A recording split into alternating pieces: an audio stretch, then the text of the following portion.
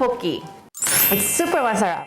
So tteokbokki is one of the most favorite Korean comfort food when you ask a lot of the women's or even students, kasi it's something that we grow up with as our all-time favorite snack, especially after school and for all kinds of occasions.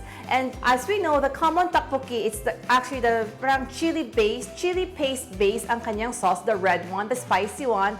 However, today we're gonna put some cream on it, make it a little bit of a fusion just to make it lesser of the spicy, and it can actually accommodate more people with wider taste buds. I hope you enjoy cooking with me the ROSÉ TTEOKBOKKI.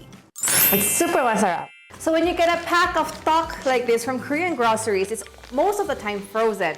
So while we defrost it somehow, parang hindi siya magka-crack mamaya. Kasi pag biglang mag-change ng temperature, it can give you a very messy look. We're gonna first defrost it somehow or soften our rice cakes habang piniprepare natin ang ating mga ingredients. So let's open our pack of tteok. So kuha kayo ng mga caldero like this na medyo malalim. And I'm gonna use, actually this is 1 kilograms, but I'm just gonna use only half for today. And of course, you can always ratio the amount of tteok you want to use. So today, our basis for this ingredient is based on 500 grams of tteok. So as you can see, pero it's very frozen. We're gonna put just a room temperature of water. Hanggang lang medyo mababad lang siya. And then turn on to the lowest fire. Parang hindi natin siya balak ipakulo. We just want to like sort of defrost it, warm it up. So sa pinakamahinang fire, habang parang medyo hihintayin ko siya mag-defrost, we're gonna start off add on flavorings to our tteok. So this process wherein maglalagay ako ng salt and sugar, parang nagdadagdag lang siya ng flavor, parang may sisipin na flavor ang ating tteok mismo. So it's actually recommended that you try this for all kinds of tteokbokki recipes. So 1 tablespoon of rock salt. And for sugar, we're gonna add 4 tablespoons of sugar. Parang masyado maraming sugar, but you know, believe me, it's gonna make your tteokbokki boost up later on. So you don't really have to be very exact, kasi anyways, our just purpose is sort of parang pang-marinate lang ang ating tteok. So basically, this is the same principle. Di ba naglalagay tayo ng mga salt when we boil our pasta? So same thing, it just adds a little bit a difference mamaya. So while ito ay nag-warm up, we're gonna now prepare our ingredients for our ROSÉ TTEOKBOKKI. It's super masarap. So here, I have already binalatan na 2 cloves of garlic because I love garlic. But of course, it's really up to you to adjust the amount of it. Pwede rin siguro kahit mga 6 pieces of minimum na garlic to at least 2 cloves as much as you want. We need more garlic, the richer the flavor. What we're gonna do is slice lang natin siya. And also I have here my onions, white onions. I'm using 1/2. Parang strips din ang ating paghiwa. And I have here 1 whole spring onions.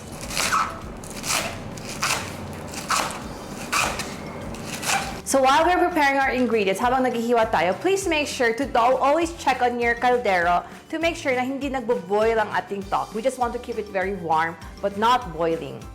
And this is Odeng or fish cake. Parang siyang Korean version of like a kikiam. We're gonna need around 1 to 2 sheets. Konti lang kailangan.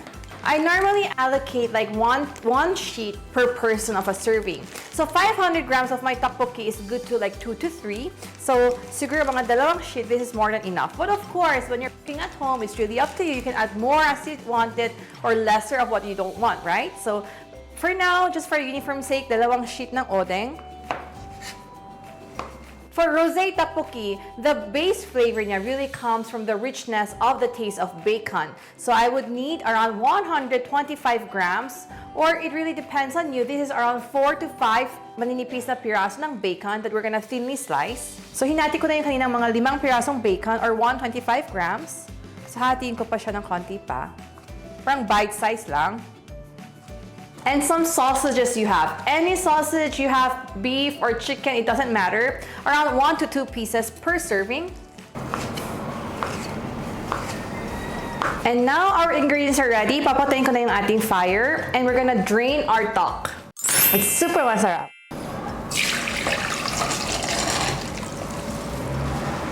So as you can see, medyo malambot na yung ating tok, and it's been well marinated with the first coat of sugar and salt. This is really an insider tip for all kinds of tteokbokki recipe that you have. So now, nagpalit ako ng ating kaldero. We're gonna turn on the fire. And then gagawa tayo ng green onion oil because that's what makes the flavor really rich after all. So kuha tayo ng isang cooking oil, around 3 tablespoons. And bago umin ng ating oil, we're gonna already add in our chopped green onions, around 1/2 cup. And if you can already smell the very fragrant smell of this green onion oil, and medyo nag-sizzle na siya ng konti, now we're gonna add in our onions. And now our garlic.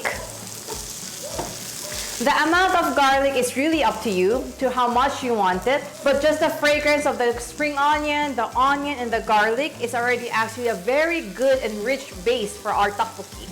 And after medyo nag-sizzle na yung ating garlic, medyo nag-brownish a little bit, we're gonna add in our bacon. So as you can see, medyo lumalabas na yung oil ng ating bacon.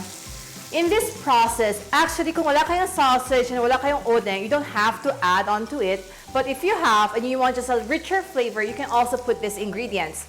So this already itself is already good enough for us to proceed with our rosé떡볶이. So mamaya ko na siya i-add. And pag medyo lumalabas na yung ating oil, we're gonna add in now our chili paste, the gochujang. The gochujang, it makes the flavor very rich pag once na i-sizzle natin siya sa oil. But be careful kasi madali talaga siya masunog. So kailangan hinaan natin ng fire ng konti.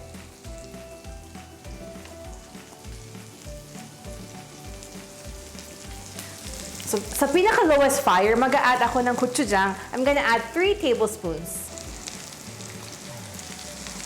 And kailangan talaga sipag tayo sa pag-stir or else once it burns, magiging mapait na siya. But when it sizzles with this good flavor, the rich flavor of all the oils, the garlic, spring onions, and also our bacon, it will really, really level up our taste of our rosé떡볶이. So we want to have this parang chili paste oil. So isi-sizzle natin siya ng konti. Pero low to medium fire lang siya dapat. It's super masarap. And as you can see, nagsisizzle na yung ating chili paste and the oil. Now we're gonna add in our TTEOK, the rice cake na kanina na marinate natin sa salt and sugar. So try to coat up your TTEOK with the sauce na ginawa natin. Sometimes medyo you might think na medyo maarte ang ating process, but it's these small details in the process that really changes the flavor of our dish. So once we coat this one, parang sinisil natin ang flavor ng ating chili paste oil sa ating TTEOK. So mamaya pag maglalagay tayo ng parang ating cream, it will not be parang masyado ng creamy lang ang lasa niya. And pagkatapos na na-coat natin lahat evenly our sauce to our TTEOK, we're gonna add in 2.5 cups of water or around 550 milliliters. It's super masarap. I just use normal drinking cup that I have in the house. So that can also be your measurement. Basta 2.5. And nilalakasan natin ang ating fire talaga para mag-boil. So kanina nag-add tayo here ng 3 tablespoons of our gochujang or the Korean chili paste. Now, the sugar, the ratio will be 1:1.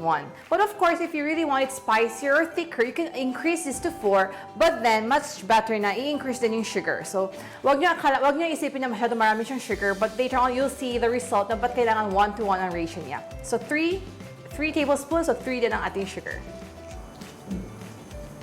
And oyster sauce, 2 tablespoons of oyster sauce.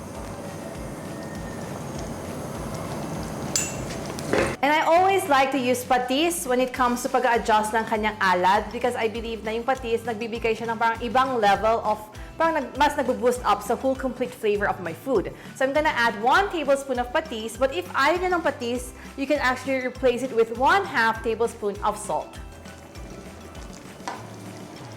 And then haluin lang natin siya ng haluin. And hintayin natin siya mag-boil.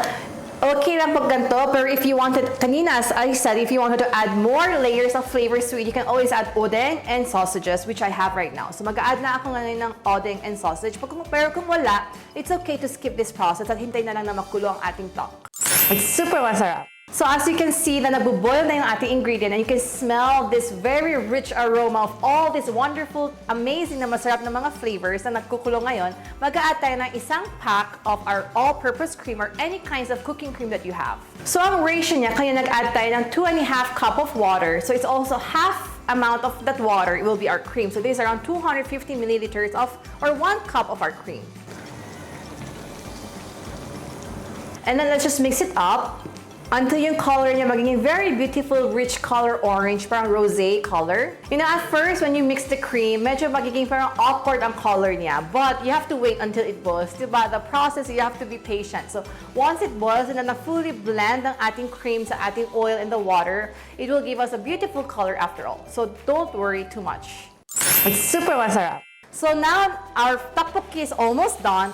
Actually, this is already good as a final product, but just to add a little bit of a touch of more being the creamy, the rosé tteokbokki, I'm just gonna add a little bit of mozzarella cheese on top.